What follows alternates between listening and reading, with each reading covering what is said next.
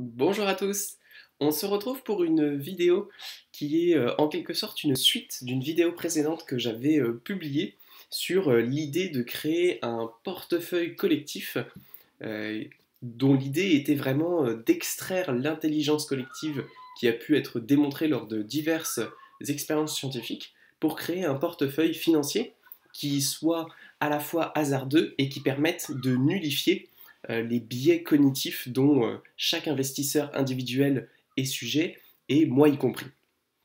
J'avais émis lors de cette vidéo l'idée de faire un portefeuille où, par exemple, les viewers pourraient poster un commentaire pour dire quel actif financier ils souhaiteraient intégrer au portefeuille, et le portefeuille deviendrait un agrégat de l'ensemble de ces commentaires. Cependant, j'ai noté plusieurs problématiques à cette stratégie.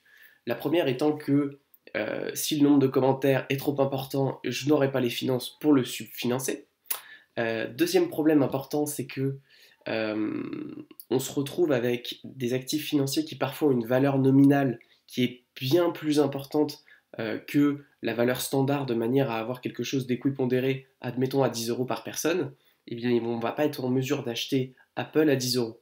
Et même si on était en mesure d'acheter ce qui est vendu comme des fractions d'actions sur différents courtiers, je me suis renseigné un petit peu et effectivement ces fractions d'actions, elles me parlent très peu parce que elles semblent effectivement toujours être des sortes de produits dérivés, puisqu'en soi une fraction d'action, ça n'existe pas.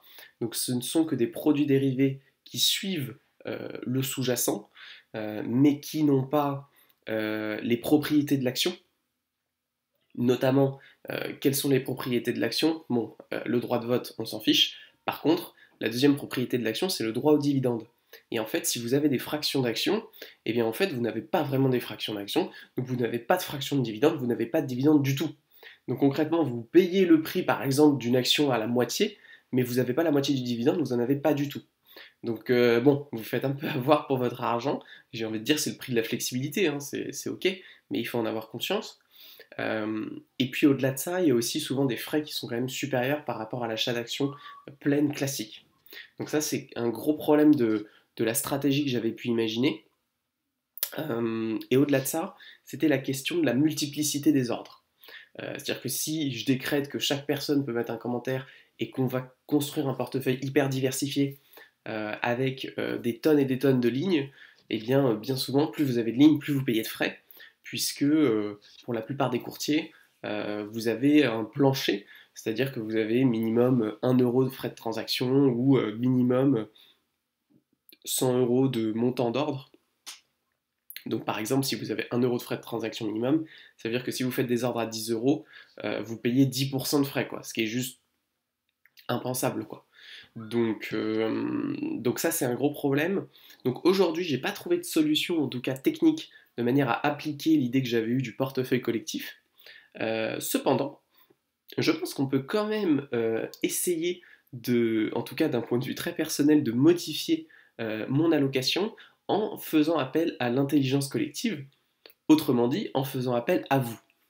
L'idée, c'est que si j'arrive à réunir un consensus qui regroupe assez de personnes, idéalement, aujourd'hui on parle au moins d'une dizaine de personnes, eh bien je pense que même si cette dizaine de personnes n'est pas hautement qualifiée, le consensus peut apporter une vision assez intéressante sur l'orientation qu'aurait mon portefeuille aujourd'hui.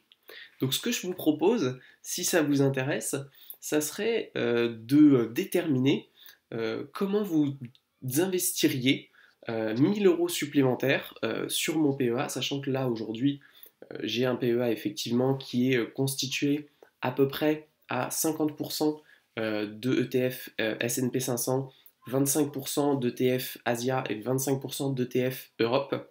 C'est un petit peu plus complexe que ça, mais globalement c'est ça. Et l'idée, ça serait de dire, aujourd'hui, bah voilà, moi je fais mon DCA, j'ai 1000 euros supplémentaires à investir sur mon PEA. N'hésitez pas à me dire en commentaire comment vous pensez que investir ces 1000 euros soit le plus pertinent. Est-ce que vous pensez que c'est plus pertinent de faire 33%, 33%, 33%? Est-ce que vous pensez que c'est plus pertinent de garder exactement la même allocation, 50, 25, 25?